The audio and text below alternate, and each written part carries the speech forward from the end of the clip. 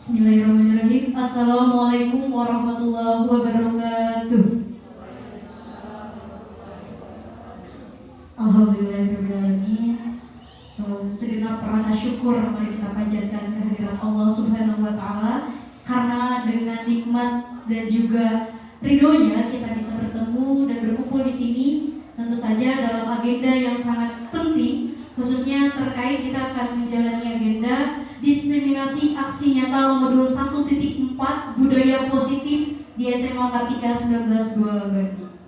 Sebelumnya mohon perkenalkan, saya Bia selaku Master of Ceremony selaku juga moderator mungkin nanti akan memandu jalannya kegiatan diseminasi ini dari mulai awal sampai dengan akhir.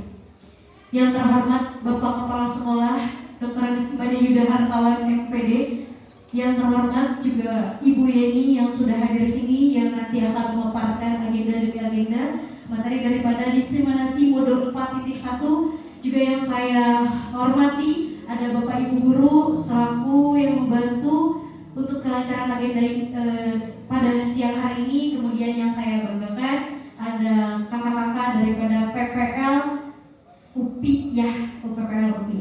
Oke, kita mulai agenda yang pertama yaitu mengucapkan basmalah bersama-sama. Bismillahirrahmanirrahim. Dengan ini kita buka agenda diseminasi 2024 tertanggal 16 Agustus 2024. Selanjutnya yaitu sambutan yang pertama yang akan dipersilakan kepada Bapak Kepala Sekolah SMA Kartika 19 Bandung. Waktu dan tempat disilakan. Berhubung Bapak tidak ada, mari kita lanjutkan ke agenda berikutnya yaitu pemaparan materi, dan nanti di sesi terakhir akan ada sesi tanya jawab. Sesi tanya jawab ini nanti sifatnya daripada Bapak Ibu atau yang hadir di ruangan ini silahkan untuk bisa mengkritisi ya Ibu, mempertanyakan ataupun memberikan tanggapan terkait pemaparan dari Ibu Yeni yang akan sebentar lagi diberikan kepadanya. Ibu Yeni, waktu dan tempat disilakan. Terima kasih Ibu Widya. Yang terhormat Bapak Kepala Sekolah SMA Kartika 19 kemudian Bapak dan Ibu Guru, kemudian mahasiswa PPG PPM UPI, terima kasih atas kehadirannya. Pada hari ini atau pada kesempatan ini, izinkan saya untuk melaksanakan diseminasi aksi nyata modul 1.4 budaya positif. Dan saya mohon bantuannya kepada Bapak dan Ibu. Mari kita sama-sama mengkritisi dari modul 1.4 ini. Baiklah Ibu Bapak, untuk mempersingkat waktu, mari kita lihat pemaparan dari modul 1.4 ini. Sebelumnya mungkin saya perkenalkan dulu. Saya di sini Yeni Ningsih, CGP Angkatan 11 Kota Bandung ya, dan saya di sini untuk memenuhi salah satu tugas aksi nyata atau pengimbasan dari modul 1.4. Sebelum kita masuk ke bagian inti, salam guru penggerak, salam sehat dan bahagia untuk Bapak dan Ibu guru yang hebat ya. Saya ucapkan terima kasih kepada Bapak dan Ibu yang telah hadir pada kegiatan diseminasi hari ini. Mari belajar bersama, mari kita berkolaborasi bersama, saling mendukung demi mewujudkan budaya positif di SMA Kartika 19 2. Karena tanpa kolaborasi kita semua, kegiatan budaya positif tidak akan kita sekolah kita ini. Nah, sebelum kita masuk ke materi, mungkin ini adalah alur dari modul 1 yang sudah saya pelajari. Jadi yang pertama itu adalah tentang filosofi pendidikan Ki Hajar Dewantara. Kemudian peran dan nilai guru penggerak, kemudian isi guru penggerak, dan yang terakhir adalah budaya positif. Nah, sebelum ke materi mungkin ada satu pertanyaan. Pertanyaannya itu adalah bagaimana perasaan Bapak dan Ibu ketika mendengar budaya positif di sekolah kita saat ini atau di SMA Kartika 19 2. Apakah sudah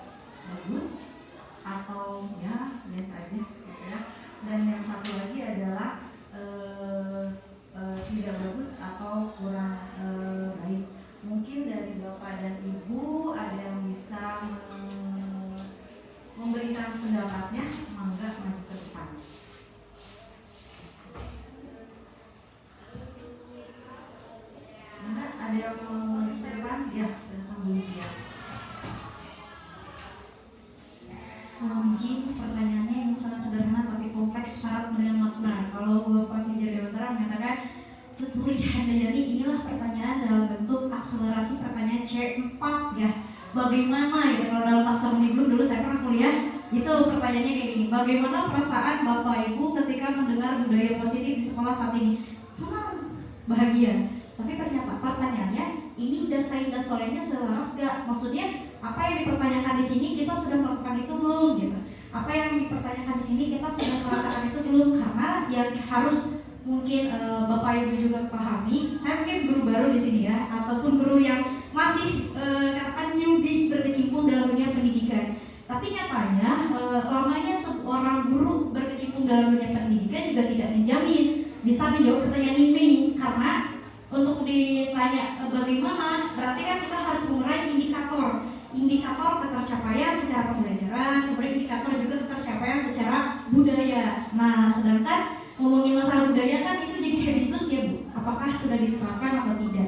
Tapi saya yakin di SMA ini sudah memiliki budaya positif. Contohnya adalah ketika kita berbicara tentang keyakinan beragama. Saya rasa di sini tidak diskriminat pada satu agama atau pada keyakinan saja. Buktinya sekolah ini menyediakan terkait entah itu pembelajaran PAK ataupun yang lainnya. Berkaitan juga dengan misal budaya literasi. Oh, di situ ada mading. Ternyata itu juga jadi satu bentuk budaya yang positif kalau menurut saya. Hal yang paling simpel adalah ketika anak-anak datang menerapkan 3S, senyum, sapa, salam. Mungkin dari saya, apalagi sekarang di tanggal 16 ya Bu ya, barusan saya melihat contoh yang sangat-sangat membuat saya terharu. Itu adalah ketika anak-anak ditanya apa motivasi kamu ikut lomba. Bu, saya nggak bisa ikut perang sama Palestina katanya, tapi minimal saya bisa ikutan memeriahkan ini. Itu ada kelas 11, tadi saya lupa namanya. Mungkin sekian Ibu, terima kasih. Terima kasih Bu Lydia, kasih tepuk tangan buat Bu. Nah, mungkin Bapak dan Ibu tidak bisa, bukan tidak mau ke depan karena bingung ya, perasaan itu seperti apa. Terus bagaimana budaya positif di SMA Kartika 19 ini? Karena saya yakin antara satu ibu, satu bapak atau yang lain itu masih bingung seperti yang Bu Lydia tadi katakan, indikatornya itu seperti apa? Karena nanti indikator tiap orang itu akan berbeda-beda. Makanya di sini saya melaksanakan diseminasi, yuk kita samakan persepsi kita dengan budaya positif itu. Nah, di budaya positif ini kalau judulnya itu singkat sekali ya, budaya positif. Ternyata di dalamnya itu ada 8 fase atau ada 8 sub. Yang pertama itu perubahan paradigma kontrol. Yang kedua, disiplin positif. Kemudian ketiga, nilai kebajikan universal. Keempat, kebutuhan dasar manusia. Kelima, motivasi perilaku manusia. Yang keenam, restitusi dan keyakinan kelas. Yang ketujuh, 5 posisi kontrol restitusi. Dan yang kedelapan adalah segitiga restitusi. Mungkin dari kedelapan ini kita masih awam ya, kita masih bingung dengan istilah-istilah yang ada di dalam norma ini. Baiklah Bapak Ibu, kita uraikan yang pertama. Jadi sebetulnya yang dimaksud dengan budaya positif itu adalah terciptanya lingkungan yang positif yang terdiri dari warga sekolah yang saling mendukung, saling belajar, saling bekerja sama, sehingga tercipta kebiasaan-kebiasaan baik yang menjadi karakter yang baik, dan pada akhirnya dari kebiasaan dan karakter yang baik itu akan membentuk budaya positif. Betul seperti tadi Bu Lydia katakan bahwa dari karakter inilah nanti akan timbul menjadi budaya positif. Contohnya tadi 3S, sekarang itu sudah menjadi dengan 5S. Kemudian saling menghormati antar sesama, dan mudah-mudahan ini nanti budaya positifnya itu tidak ada pembulian lagi di sekolah ya. Nah, kemudian lingkungan yang positif adalah lingkungan yang aman, nyaman, dan menyenangkan, sehingga dapat memberikan murid kesempatan dan kebebasan untuk belajar, berproses, berbuat salah, belajar lagi, sehingga mampu menyerap suatu pembelajaran. Perlu diingat, selama murid merasakan tekanan-tekanan dari lingkungannya, maka proses pembelajaran sulit terjadi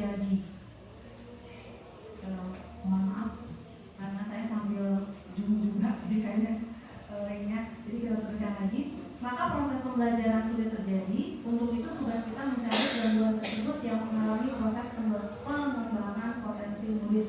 Mungkin di sini ada kalimat yang agak bingung, ada berbuat salah. Kenapa anak itu di sini untuk menciptakan budaya positif itu harus ada kata kalimat anak berbuat salah. Padahal kalau menurut kita selama ini, kalau anak berbuat salah berarti itu sudah sudah tidak untuk budaya positif ya. Nanti ini ada di bagian diskusi. Nah, ini perubahan paradigma dari stimulus respon ke teori kontrol. Selama ini kita biasanya berbicara itu adalah stimulus, tetapi sekarang harus kita ubah menjadi ke teori kontrol. Misalkan realitanya kebutuhan kita itu sama. Jadi biasanya dengan pemikiran seperti ini kita harus berusaha orang lain itu harus sesuai dengan kita, ya kan? Nah, kita ubah pemikiran tersebut menjadi realitas kita berbeda. Jadi kita menyadari bahwa setiap orang itu memiliki kebutuhan yang berbeda. Begitupun kita sebagai guru pun memiliki kebutuhan yang berbeda. Tapi kalau yang selama ini mungkin kita masih di stimulus respon, bahwa kita adalah kebutuhan kita adalah sama, sehingga biasanya kita menggiring orang lain itu untuk mengikuti dengan kita, gitu kan? Nah, itu pun dengan murid. Kemudian semua orang melihat hal yang sama, itu hampir sama dengan yang atas, karena kebutuhannya sama, berarti semua orang itu melihatnya itu sama, digiring itu ke dalam satu kesatuan yang sama. Padahal setiap orang memiliki gambaran yang berbeda. Begitupun dengan siswa, bahwa siswa itu memiliki gambaran atau karakteristik yang berbeda-beda sampai akhir. Sehingga ini yang untuk yang terakhir, model berpikir kita itu biasanya ada yang menang, ada yang kalah, ya. Nah, sekarang itu harus kita ubah, harus kita berpikir menang dan menang. Jadi kalau misalnya dalam suatu kegiatan tidak ada lagi si ini salah, si ini menang, tapi kita harus mencari bagaimana semua di lingkungan itu menjadi tenang, menjadi menyenangkan. Nah, ini untuk perubahan ini agak sulit karena kita sudah terbiasa dengan perubahan-perubahan yang stimulus respon. Mudah-mudahan dengan adanya pemaparan ini kita bisa berubah kepada diri kita sendiri. Contohnya seperti ini. Kalau kita menggenggam sesuatu di tangan kita ini, siapa yang bisa membuka? Apakah diri kita sendiri atau karena orang lain? Harusnya dari kita sendiri. Tapi di kenyataannya justru kita akan mudah membuka tangan ini kalau ada respon dari orang lain. Misalnya akan memberikan sesuatu, kalau tangan ini dibuka, dan biasanya itu langsung dengan mudah oke, kita buka, gitu kan? Nah, karena kita masih ke stimulus respon. Tapi kalau kita sudah teori kontrol, mau berapa besar pun respon atau ada stimulus dari luar, kita akan kita tidak akan membuka tangan ini sesuai dengan tujuan kita tuh dibuka itu kapan, ya. Dan itu ilustrasinya bisa nyambung ke stimulus respon ke teori kontrol. Kemudian yang kedua, nah ini disiplin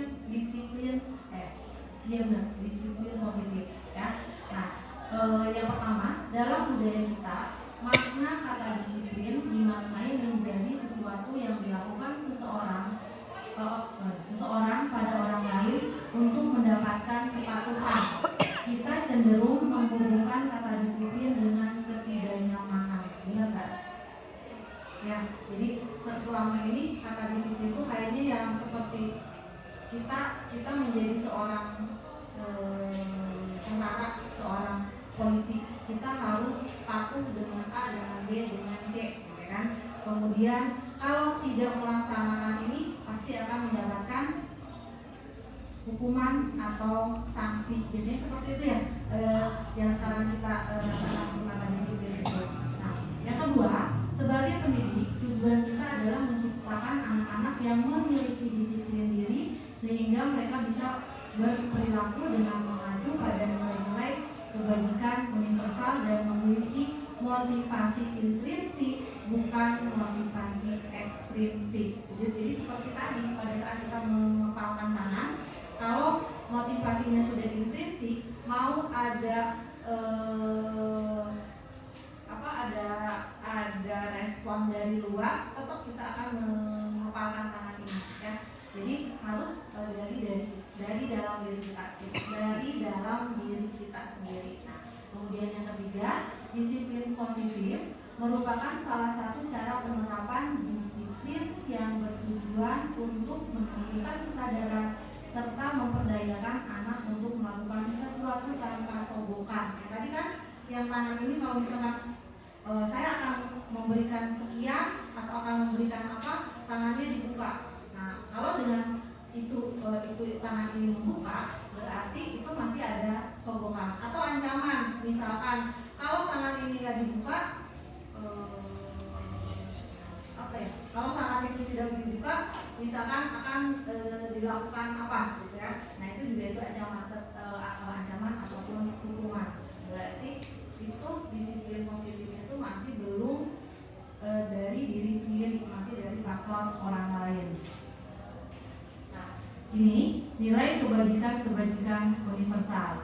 Nilai-nilai kebajikan yang disepakati bersama lepas dari suku bangsa, ras, agama, bahasa, dan latar belakang. Kemudian sifat-sifat manusia yang merupakan tujuan mulia yang ingin dicapai setiap individu. Jadi kebajikan universal itu suatu kebaikan yang sifatnya itu menyeluruh ya, tanpa membedakan agama, ras, kemudian bahasa ataupun latar belakangnya. Kita semenjak kurikulum merdeka itu selalu menekankan bahwa kita akan mendidik siswa atau peserta didik yang memiliki profil pelajar Pancasila, dan ini bisa kita ambil sebagai kebajikan universal. Apakah hanya ini? Enggak, banyak ya. Cuman yang saya ambil di sini hanya yang profil pelajar Pancasila karena ini lebih familiar bagi semuanya. Kalau saya mengambil lagi dari pandangan siapa, itu mungkin akan jadi ribet, jadi pusing, asal banyak amat gitu ya. Jadi saya ambilnya yang profil pelajar Pancasila. Jadi kebajikan universalnya itu beriman, bertakwa kepada Tuhan Yang Maha Esa, dan menjadikan berakhlak mulia. Kemudian mandiri, bernalar kritis, berkebinekaan global, bergotong royong, dan kreatif. Sebenarnya dari ini bisa kita uraikan lagi ya, cuma ini adalah yang intinya, karena di profil Pancasila itu nanti ada dimensi yang lainnya. Nah, ini kebutuhan dasar manusia.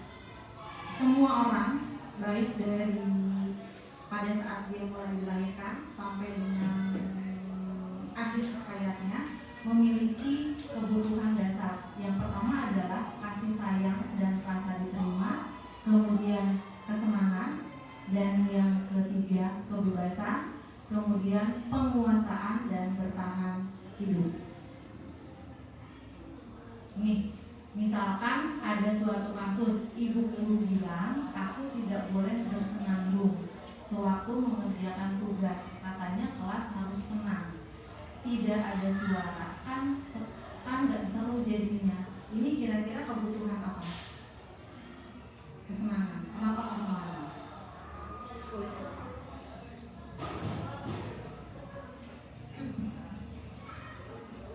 Baik, mohon izin untuk menjawab ya. Menurut saya kesenangan karena kan itu jawaban diri sendiri merasa bahwa ketika dia bersenandung, dia punya rasa senang tersendiri. Apabila dia mengerjakan dengan fokus, berarti kan dia mengerjakan sesuatu itu merasa tidak senang dan tidak bahagia karena dia merasa sepi. Menurut saya seperti itu. Terima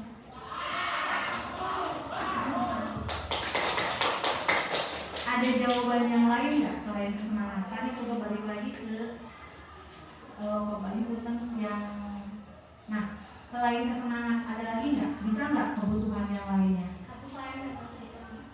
Coba. Di sini aja. Boleh? Di sini aja.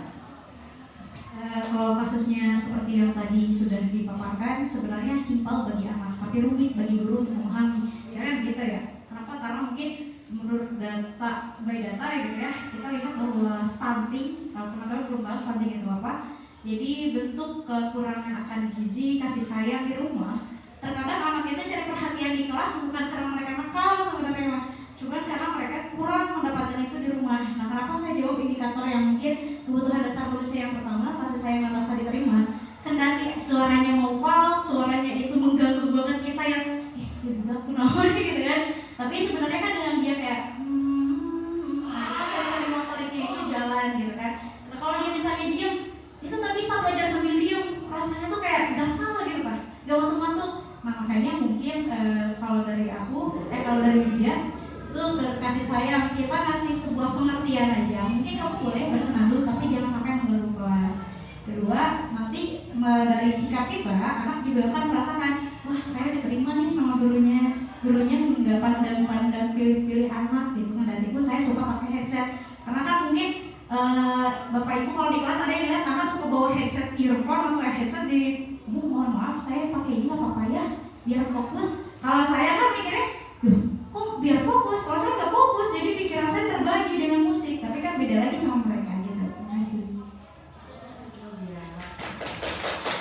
Jadi kebutuhan dasar manusia itu dalam satu kasus itu bisa beda-beda tergantung kita memandangnya seperti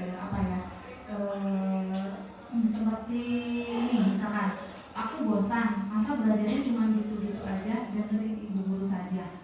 Kalau saya menulisnya kebebasan, karena si anak ini mau bebas, tapi mungkin dari yang peserta yang lain atau dari bapak ibu yang lain bisa menjawab yang lain nggak? Selain kebebasan, aku bosan, masa belajarnya cuma gitu-gitu aja, dengerin ibu aja. Maka yang mau boleh ke depan.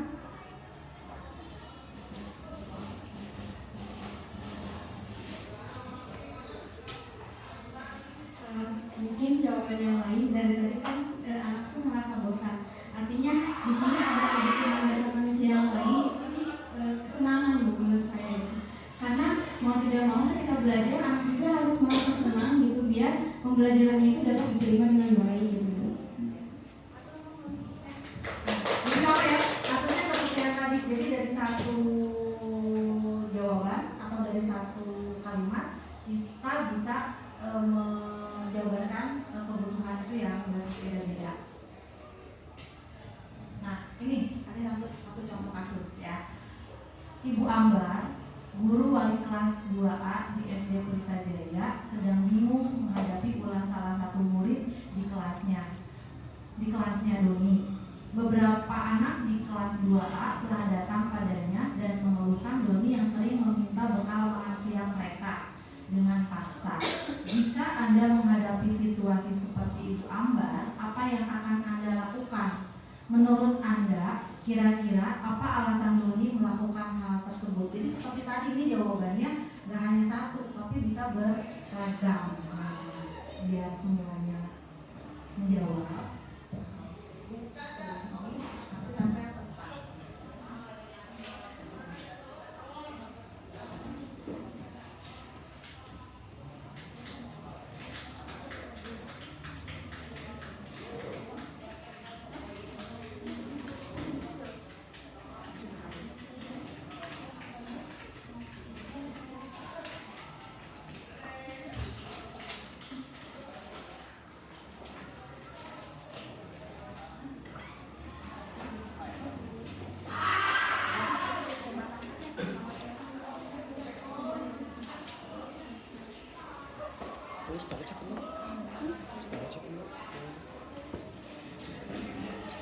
Jadi di sini kasusnya kira-kira apa yang akan dilakukan Ibu Ambar ini?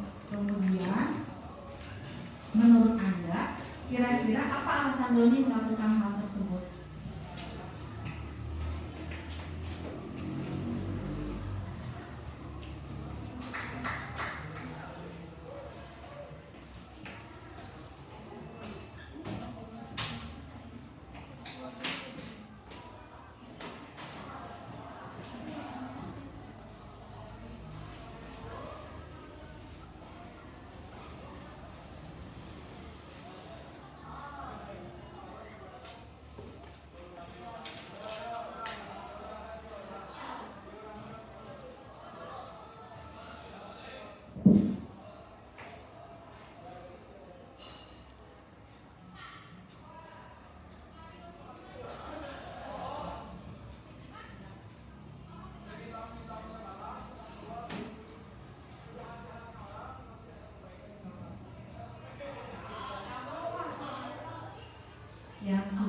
boleh ke depan untuk memaparkan, kemudian nanti hasilnya ditempel.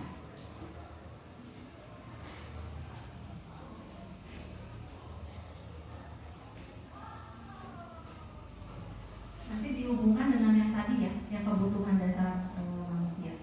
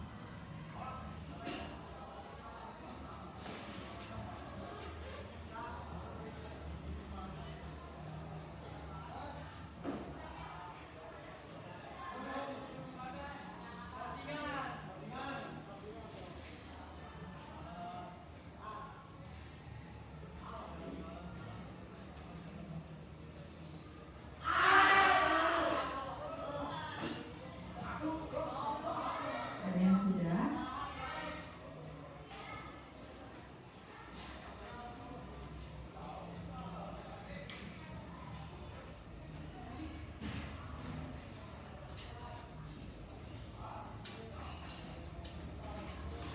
Bu Siti sudah.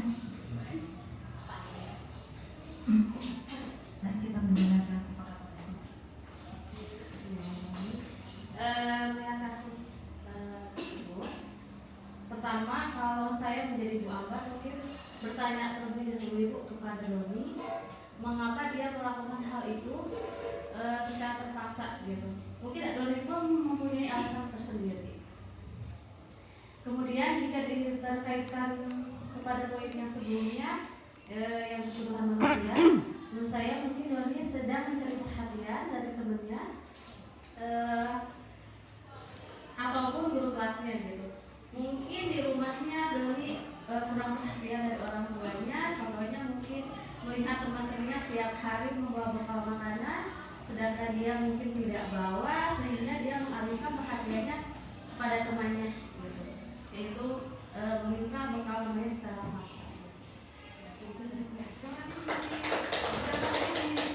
Nah, ada satu orang lagi yang mau mewakili ke depan dengan jawaban mungkin kebutuhan si Doni ini berbeda dengan yang tadi yang kebutuhan apa Bu Siti tadi, kasih sayang kan? Nah,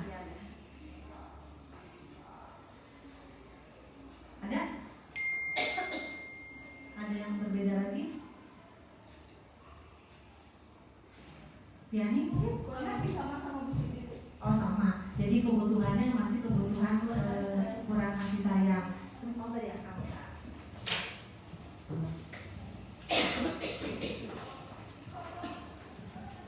Baik, izin menjawab. Tadi sebenarnya hampir sama dengan yang Ibu Siti jelaskan, tetapi mungkin saja kenapa Doni melakukan hal tersebut, yaitu karena dia merasa senang ketika dia memakan atau makan bekal rekan-rekannya gitu. Kemudian juga bisa aja dia tidak memiliki bekal atau misalnya jajan gitu, jadi tidak dikasih jajan sehingga merupakan untuk bertahan hidup juga, mungkin untuk itu. Terima kasih. Jadi betul ya, jadi ditahan dulu. Jadi betul ya, jawabannya itu sebenarnya nggak ada benar nggak ada salah. Jadi tergantung dari segimana kita memandangnya. Jadi si Doni ini bisa memenuhi sebenarnya kelima kebutuhan yang tadi ya. Terima kasih, kita lanjut kembali. Nah, kemudian ini motivasi perilaku manusia. Tadi kan ada eksternal, ada internal. Kalau eksternal itu yang pertama menghindari ketidaknyamanan dan hukuman. Kemudian yang kedua masih eksternal juga mendapatkan imbalan atau penghargaan dari orang lain. Dan yang ketiga adalah menghargai nilai-nilai internal. Dan ini yang harus kita munculkan pada diri peserta didik kita. Jadi dia datang ke sekolah tepat waktu itu bukan karena takut dihukum. Kalau sekarang kan rata-rata mereka datang tepat waktu karena HP-nya takut diambil, gitu kan? Tetapi mereka belum sadar untuk menghargai nilai-nilai kebajikan diri sendiri. Bagaimana cara memunculkan ini? Mudah-mudahan dengan kita mempelajari sampai akhir, nilai intrinsik itu akan muncul. Nah, kemudian ini konsep disiplin dengan identitas gagal. Yang tadi karena eksternal ya, jadi ada hukuman atau ada penghargaan. Jadi misalkan peserta didik datang ke sekolah karena dia takut dihukum, karena dia takut HP-nya diambil, atau misalkan apalagi ya, yang paling intinya itu ya. Kemudian atau juga penghargaan, karena misalkan beberapa guru memberikan suatu kesepakatan dengan siswa, kalau kamu hadir tepat waktu nanti ibu kasih misalkan kasih sesuatu. Nah akhirnya anaknya ke situ gitu, bukan karena saya memang harus datang pagi-pagi itu karena faktor intrinsik, tapi karena adanya imbalan atau adanya iming-iming dari gurunya. Nah ini yang disebut dengan konsep disiplin dengan identitas gagal. Kalau ada yang gagal berarti ada yang sukses. Nah kalau yang sukses ini nantinya itu hubungannya dengan konsekuensi dengan restitusi. Mungkin kalau konsekuensi semua pada tahu ya, bahwa konsekuensi itu adalah akibat kalau tindakan tidak kita laksanakan. Mungkin yang masih awam atau yang masih baru dengar itu adalah restitusi. Apa itu restitusi? Yang pertama itu murid bertanggung jawab atas perilakunya. Kemudian fokus pada pemecahan masalah jangka panjang. Murid menghormati dirinya dan orang lain, melaksanakan teori kontrol, dan murid bersemangat memperbaiki diri. Kalau lihat ini cita-citanya mulia sekali ya, tapi mudah-mudahan kita bisa melaksanakan. Nah, nih, jadi masih restitusi. Nah, jadi pengertian dari restitusi itu adalah proses menciptakan kondisi bagi murid untuk memperbaiki kesalahan mereka sehingga mereka bisa kembali pada kelompok mereka dengan karakter yang lebih kuat. Kenapa karakter berikutnya lebih kuat? Karena mereka berusaha memecahkan masalah mereka sendiri. Kemudian cirinya bukan untuk menebus kesalahan, namun belajar dari kesalahan. Tadi dari kalimat tadi kan ada berbuat kesalahan, gitu kan, untuk menjadikan budaya positif. Karena budaya positif itu akan berdampak lebih baik kalau kita menggunakan restitusi. Jadi ada proses ada kesalahan dulu, mereka baru akan memperbaiki kesalahan itu. Kemudian memperbaiki hubungan, sebuah tawaran bukan paksaan. Menuntut untuk melihat ke dalam diri, mencari kebutuhan dasar yang mendasari tindakan, cara yang paling baik, fokus pada karakter bukan tindakan, menguatkan, fokus pada situasi, dan mengembalikan murid yang berbuat salah pada kelompoknya.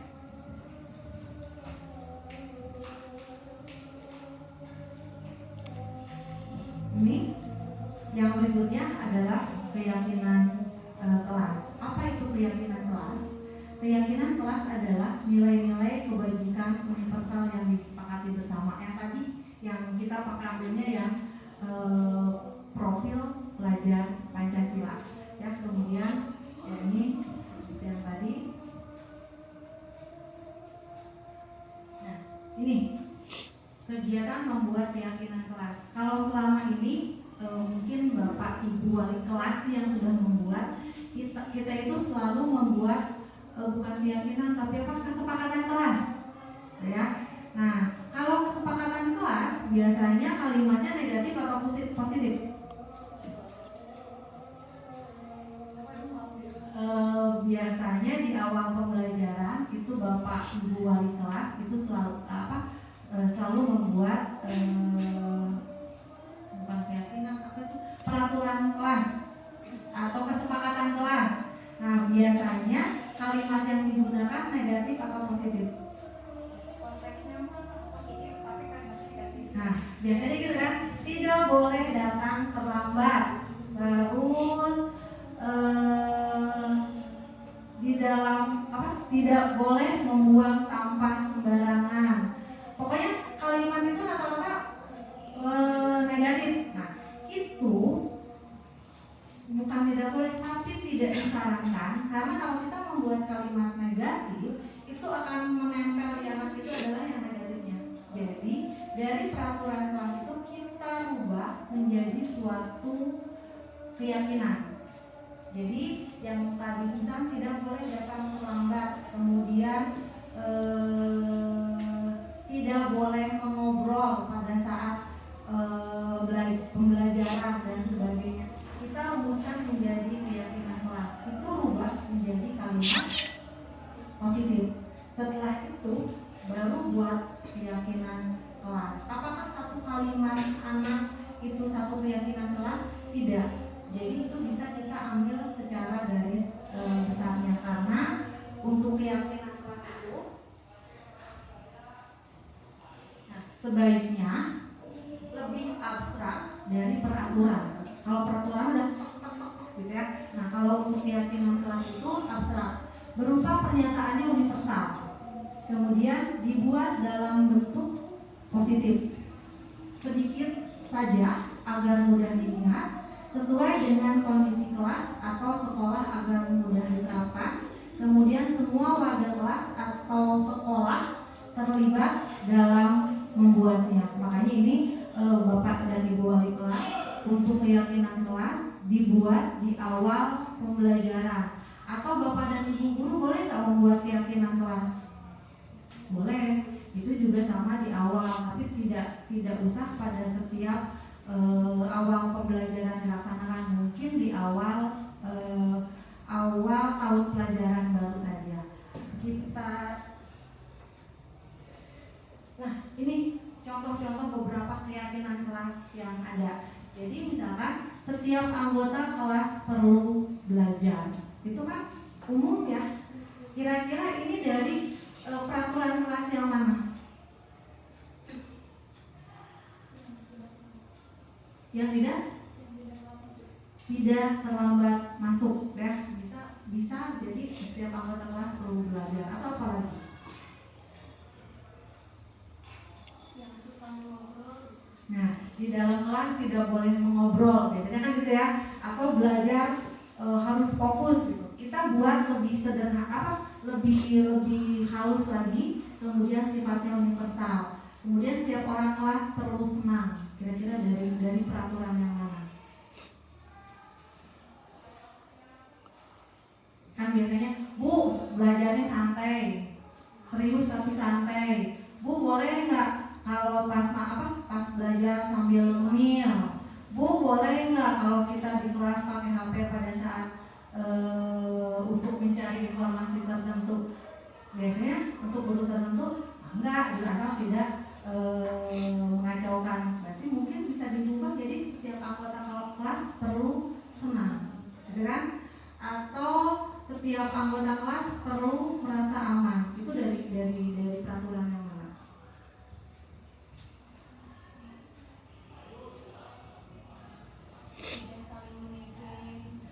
Tidak boleh saling mengejek, itu kan bisa ya.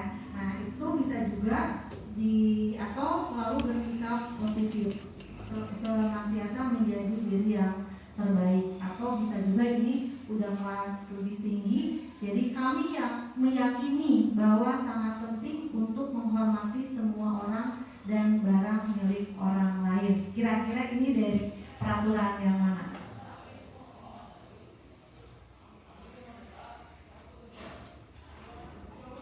Tidak boleh saling meminjam alat tulis pada saat kegiatan pembelajaran. Kan tidak boleh, itu kalimatnya positif, negatif. Kita ubah dulu menjadi kalimat positif dan akhirnya berubah menjadi keyakinan kelas. Bisa diikuti nggak? Bisa dipahami ya? Jadi nanti Bapak Ibu wali kelas 10 tolong di awal pembelajaran kita lihat lagi peraturan yang sudah kita buat selama ini, kemudian kita buat menjadi kalimat positif. Setelah menjadi kalimat positif, rubahlah menjadi keyakinan kelas. Susah? Iya, karena kita baru mulai. Terus terang, saya juga pada saat dapat materi ini juga sama, ngahuleng. Kan yang biasanya mah ya di awal tahun ajaran tuh dengan semangatnya, ayo kita buat peraturan kelas. Yang terlambat sanksinya apa, gitu kan? Pasti bu, bayar uang aja nanti masukin ke dalam kas. Nah ternyata itu bukan tidak boleh sih, cuman mereka itu melakukan hal tersebut karena dia takut dihukum. Jadi masih faktornya faktor dari luar atau ekstrinsik, belum yang intrinsiknya ya. Nah ini contoh keyakinan kelas yang sudah dibuat. Jadi kalau sekarang kan Bapak Ibu guru jumlahnya nggak banyak, tapi kalau di kelas berarti nanti siswanya berapa? 36 siswa. Nanti 36 siswa menempel peraturan dulu. Dari peraturan ini dibuat menjadi kalimat positif. Dari peraturan yang 36 itu kita ubah menjadi di keyakinan kelas. Jumlahnya harus 36? Tidak ya, itu bisa jadi hanya 4 atau 3 juga cukup. Tapi itu nanti ini kemarin lupa, jadi harusnya dikelompokkan dulu. Jadi misalkan yang belajar senang belajar di atas, terus misalkan yang saling menghormati dikelompokkan satu kelompok, sehingga nanti akan mendapat keyakinan kelas dengan tidak terlalu banyak. Karena kalau terlalu banyak pun siswa akan susah untuk melaksanakannya. Nah ini yang tadi restitusi itu. Jadi posisi kita di dalam kontrol restitusi itu ada 5 macam. Ada sebagai penghukum, ada sebagai pembuat salah, kemudian sebagai teman, pemantau, dan manajer. Kalau baru lihat ini kita masih bingung bedanya apa. Apakah kita ada di teman, apakah kita ada di penghukum? Kita masih belum, mungkin ini bisa lebih memperjelas. Nah ini, jadi kalau yang penghukum itu si gurunya itu menyindir, kemudian menghardik itu membentak, menghakimi ya, kemudian ya mudah-mudahan nggak ada sih di sini yang menunjuk siswa gitu ya. Nah itu ciri-ciri kalau kita berada di posisi penghukum. Kemudian pembuat merasa bersalah, biasanya nyindir gitu kan, berceramah, jadi menunjukkan kekecewaan yang mendalam. Dah kamu mah gitu kan, jadi seolah-olah si anak ini berbuat ini dan kita yang seperti yang disalahkan gitu kan. Jadi si siswa ini seolah-olah dia nanti yang seperti berbuat salah gara-gara kamu sih gitu, melaksanakan itu. Jadi akhirnya itu yang berbuat salah. Tapi kalau yang teman biasanya membuat alasan-alasan untuk murid-muridnya. Yang kita ngobrol seperti dengan teman. Kemudian kalau yang pemantau, dia sudah memperhitungkan tindak lanjutnya seperti apa. Dan yang terakhir sebagai manajer itu sudah mengajukan pertanyaan-pertanyaan, dan nanti si siswa ini yang akan mendapat yang akan atau yang harus menyelesaikan permasalahan yang sudah dia buat. Nah, kesimpulan ya.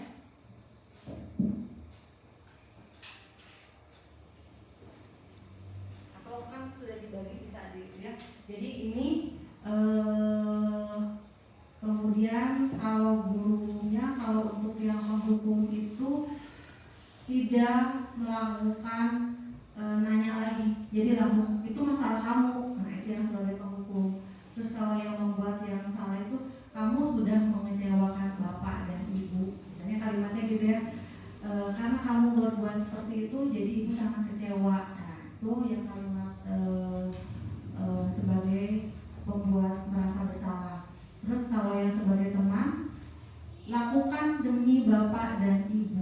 Jadi kesannya itu kita sesama teman gitu kan, kalau teman mah udah mau kamu ya gitu. Nah ini juga sama, si bapak dan ibu guru itu kayak nego gitu, aku kan demi bapak dan ibu.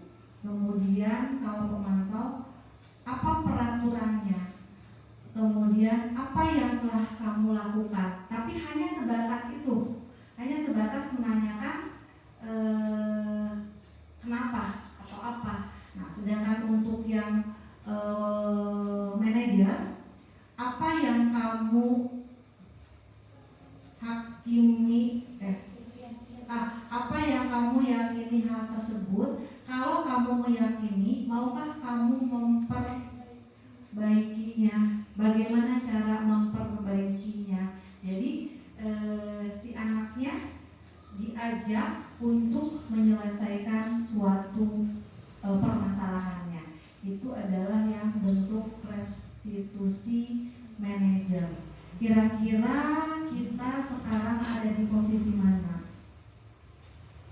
Kalau saya sih terus terang kayaknya masih di posisi yang kanan gitu ya, sebagai penghukum, kemudian membuat salah atau teman. Tapi untuk yang pemantau dan manajer masih belum ya, karena kadang-kadang kita tuh merasa kita punya murid banyak, kalau semuanya pakai manajer baru pekerjaan itu semakin menumpuk. Tapi sebenarnya ini harus kita coba ya, karena ini akan mempengaruhi akan mempengaruhi masa depan siswa-siswa kita. Jadi kalau misalkan kita ke penghukum atau ke pembuat masalah, justru mereka nanti akan memberontak. Tapi kalau dengan ini si siswanya atau si peserta didik itu akan berpikir bagaimana kalau dia berbuat salah, bagaimana dia cara memperbaikinya.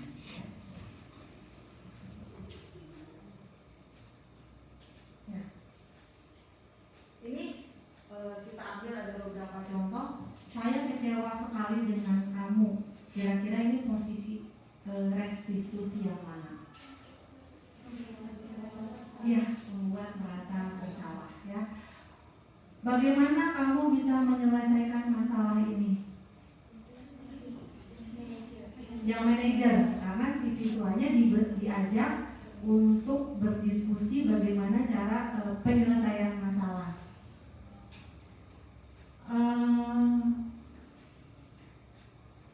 Kamu tidak akan mendapatkan bintang bila tidak menyelesaikan tugas ini.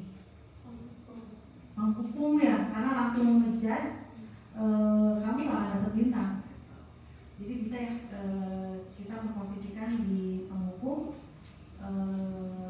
pembuat masalah, teman, pemantau ataupun manajer.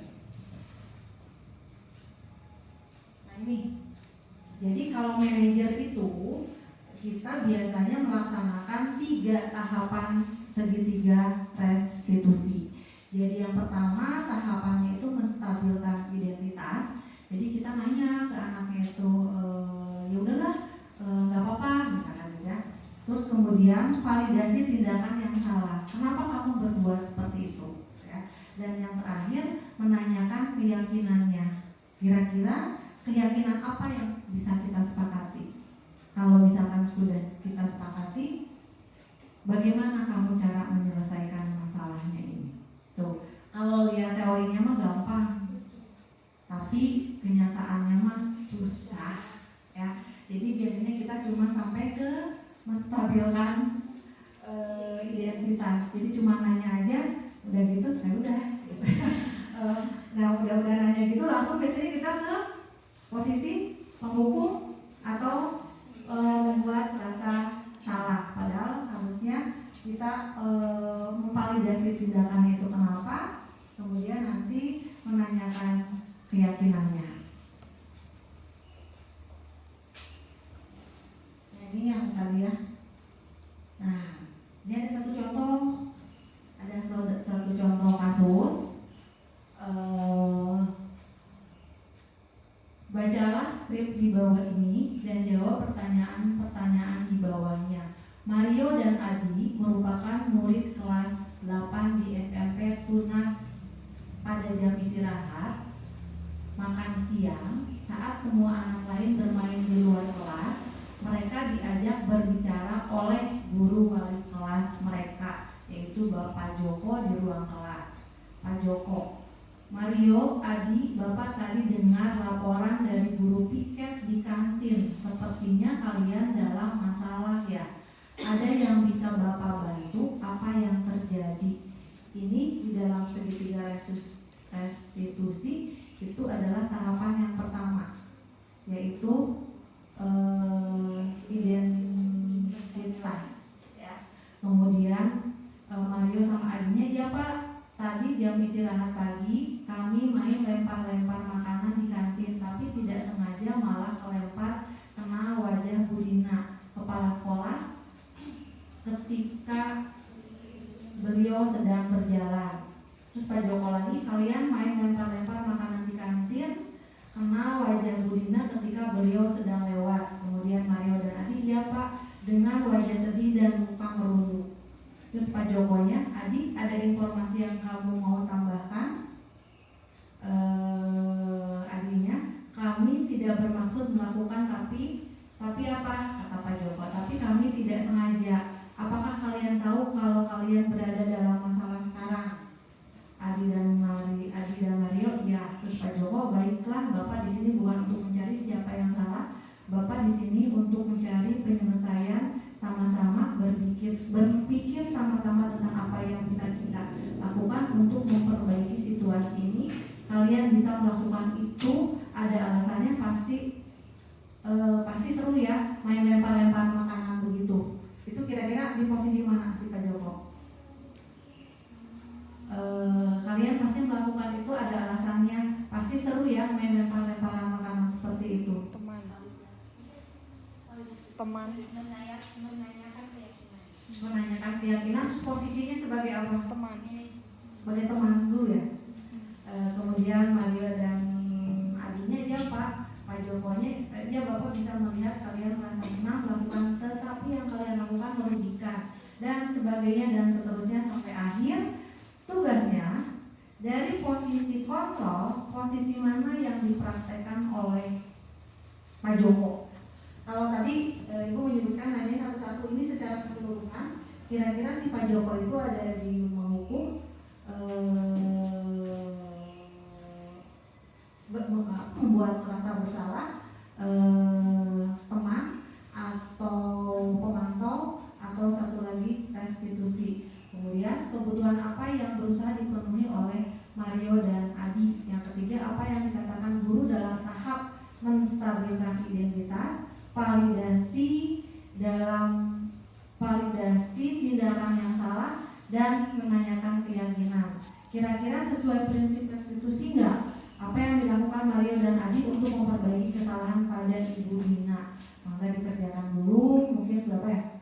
5 menit cukup ya untuk menjawab pertanyaan ini. Nanti boleh salah satu perwakilan untuk maju ke depan.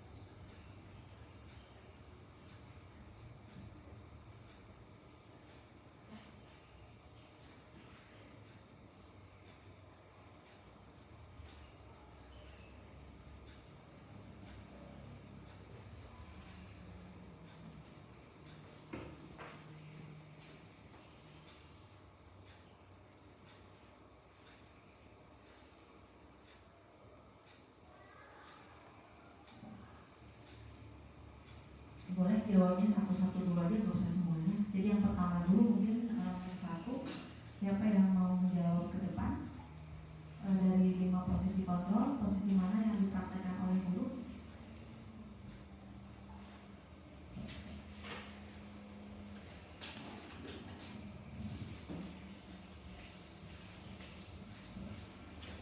Izin menjawab Ibu untuk yang nomor 1 ya. Dari 5 posisi kontrol, posisi mana yang dipraktikkan oleh guru. Nah, sebetulnya secara dari awal sampai akhir itu ada posisi penghukumnya, bukan penghukum, langsung pada membuat merasa bersalah gitu, kayak kalian dapat masalah ya, gitu, apa yang terjadi gitu. Nah, kemudian ada di bagian baiklah, Bapak di sini bukan untuk mencari siapa yang salah, itu seperti teman gitu. Kemudian nanti ada sebagai pemantau, tapi di sini di akhir secara keseluruhan itu posisinya seperti sebagai manajer gitu. Karena di sini di konteks kasusnya itu Pak Joko mengajak Mario dan Adi untuk memperbaiki kesalahannya gitu. Jadi berdiskusi bersama-sama untuk mencari solusi, kira-kira kalau membuat kesalahan yang seperti ini, Adi dan Mario itu sadar tidak solusinya itu bagaimana perbuatannya harus diperbaiki di bagian mana. Terima kasih. Terima kasih. Ya, jadi ya kalau dilihat satu persatu itu posisi itu sepertinya ada semua. Tapi kalau kita melihat sampai akhir, setuju bahwa ini adalah posisi Pak Joko itu sebagai manajer, ya, karena kalau kita lihat segitiga restitusi yang tadi itu semuanya ada.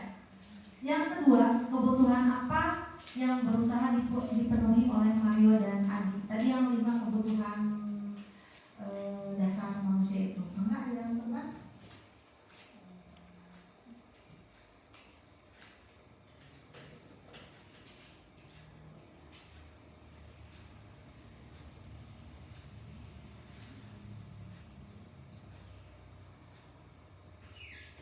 Kira-kira kebutuhan apa? Kesenangan. Kenapa kesenangan? Kebebasan. Karena sesama teman itu kadang lempar-lemparan itu serasa aktivitas yang asik. Nah, ya, benar ya. Jadi kayak yang meluapkan perasaannya itu dengan cara lempar-lempar. Terus tadi selain kesenangan tuh kebebasan. Mau bebas. Selain itu ada lagi nggak? Boleh kayak gitu ya? Kebebasan dan kesenangan. Apa yang dikatakan guru dalam tahap menstabilkan identitas?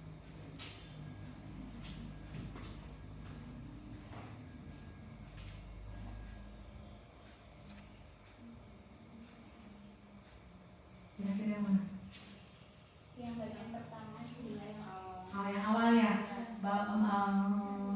Bapak tadi mendengar laporan dari guru ya. Kemudian kalau validasi tindakan yang salah,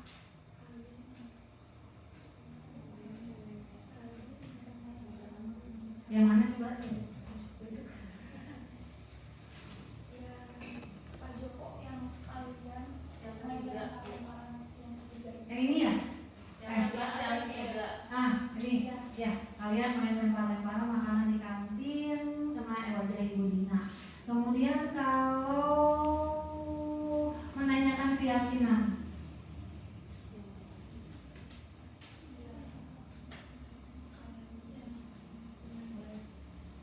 oh ini ya? Nah ini? Bukan? dari sekarang juga sudah mulai masuk. Oh dari itu ya? Sekarang kita bicara tentang keyakinan. Dari sekarang kita berbicara tentang keyakinan kelas.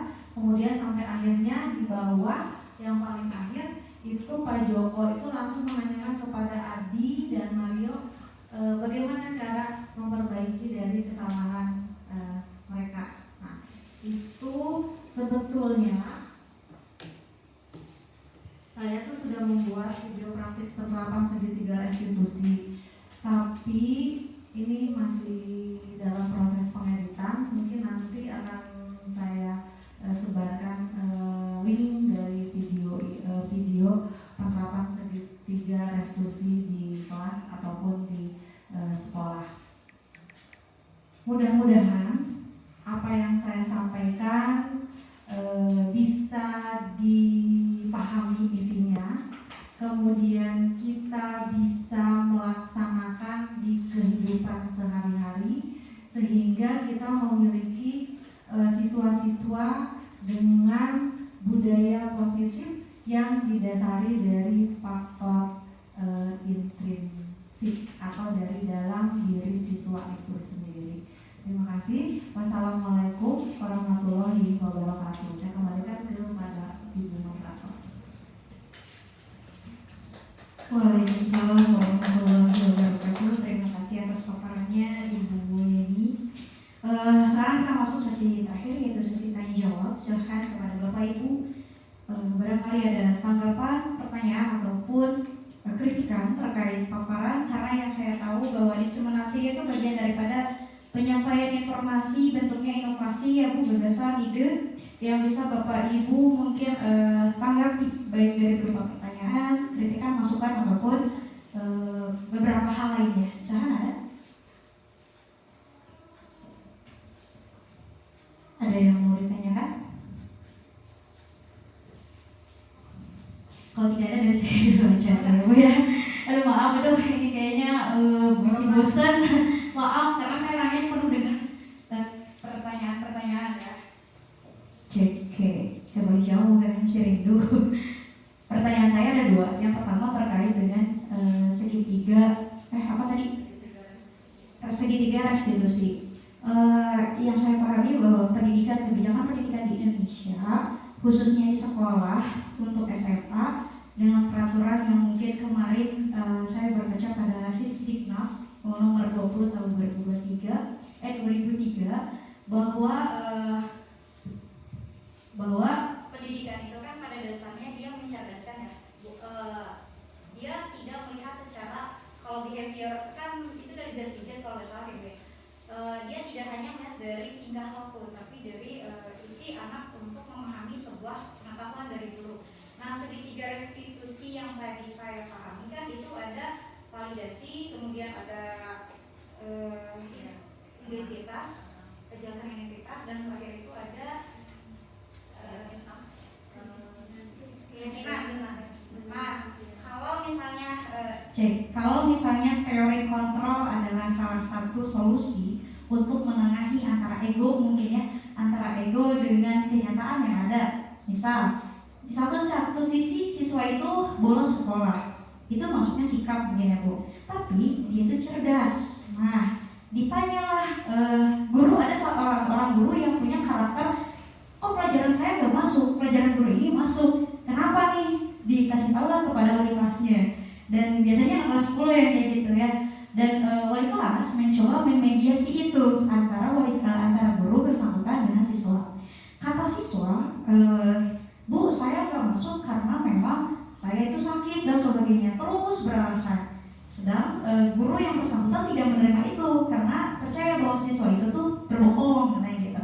Nah, teori kontrol ataupun controlling yang perlu dilakukan oleh wali kelas pada saat itu adalah seperti apa Bu? Karena kan gak mungkin kendati pun saya misalnya wali kelas, gak mungkin saya terus-terusan ngebela kalaupun anak di kelas saya itu salah gitu kan.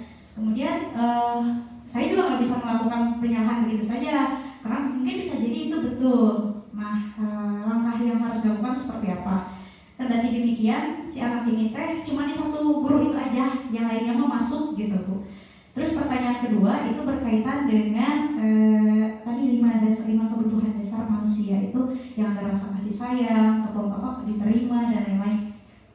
Kalau kita rata-ratakan, sebenarnya kita itu butuh apa dulu Bu di sekolah?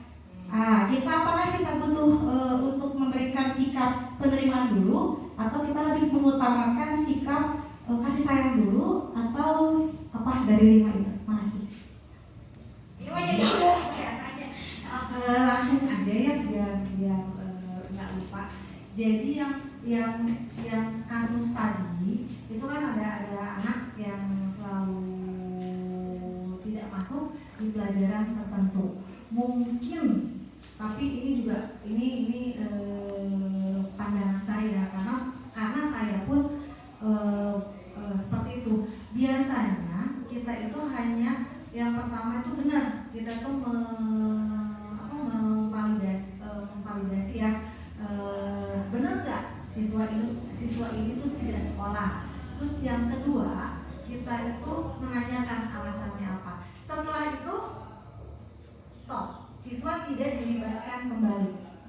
Nah, jadi akhirnya kita si siswa itu terus alasannya itu alasannya itu dari A ke B ke C ke D, tapi kita tidak menanyakan kira-kira keyakinan apa yang sudah kamu langgar. Terus kalau keyakinan itu yang sudah kamu langgar, apa yang harus kamu lakukan? Kita tidak sampai ke situ, sehingga pada saat si anak ini melakukan lagi kasus yang seperti tadi, itu jadi kenal lagi. Kita tanya lagi dari awal, ya. Tapi kalau kita sudah sampai ke restitusi yang terakhir, sampai menanyakan keyakinan, kemudian si siswa ini menginginkan bagaimana cara memecahkan masalahnya. Pada saat dia berbuat salah, kita sudah tinggalkan, kamu kemarin sudah menyatakan kalau kamu itu akan memperbaikinya dengan cara ini. Tapi kalau yang saya sudah lakukan selama ini, kita itu selalu lupa dengan yang ketiga, karena sampai yang kedua. Jadi setelah selesai yang kedua, kita langsung satu bertindak sebagai penghukum, kita bertindak sebagai yang merasa membuat si anak itu merasa bersalah. Mungkin itu, dan ini yang agak PR bagi kita semua, karena memang benar tidak semua anak itu bahasa Sunda nama bisa dilelehan. Ada yang harus dikerasin juga. Tapi kalau menurut teori ini, bahwa tahapan itu harus diikutin semuanya. Kalau misalkan masih gagal, kita ulangi lagi. Tapi tahapannya tetap di akhir, si siswa yang harus mencari penyelesaian masalahnya. Mari kita coba sama-sama, ya. Karena ya itu memang agak sulit, karena kita tuh greget ya. Kalau permasalahan tidak selesai hari ini tuh kesannya itu masalah itu jadi panjang. Padahal itulah proses. Kita menyelesaikan masalah panjang, tapi jangkanya akan menjadi jangka panjang. Tapi kita menyelesaikan masalahnya pendek, cepat, tapi masalahnya cuma beres sampai situ, besoknya akan terulang lagi. Tuh. Terus yang kedua, yang kebutuhan itu tidak ada nomor 1, nomor 2, nomor 3, nomor 4, nomor 5 itu apa. Jadi setiap anak akan membutuhkan, akan memiliki kebutuhan yang berbeda-beda. Contohnya, ada anak yang memang tidak mendapatkan kasih sayang dari orang tuanya. Pas di sekolah, mungkin itu yang pertama kali kita berikan kepada anak adalah kebutuhan kasih sayangnya. Tapi ada anak yang kasih sayang di rumahnya itu berlimpah, tapi dia kekurangan secara ekonomi, berarti kebutuhan akan kebutuhan pokoknya yang harus kita ini terlebih dahulu yang harus kita berikan kepada siswa, kepada anak. Jadi beda-beda tergantung dari kasus si anaknya itu tersendiri. Dan ini memang tantangan bagi kita semua sebagai pendidik, bahwa kita itu harus memperhatikan karakteristik siswa yang berbeda-beda, dan ya dengan beban mengajar yang banyak, kemudian administrasi yang banyak, kita pun dituntut untuk menjiwai, mendalami setiap karakteristik dari peserta ini. Mungkin itu jawaban dari saya. Masih ada pertanyaan lagi? Kalau tidak ada, Ada lagi Bapak Ibu? Tidak. Aja ya. Alhamdulillahirrahmanirrahim.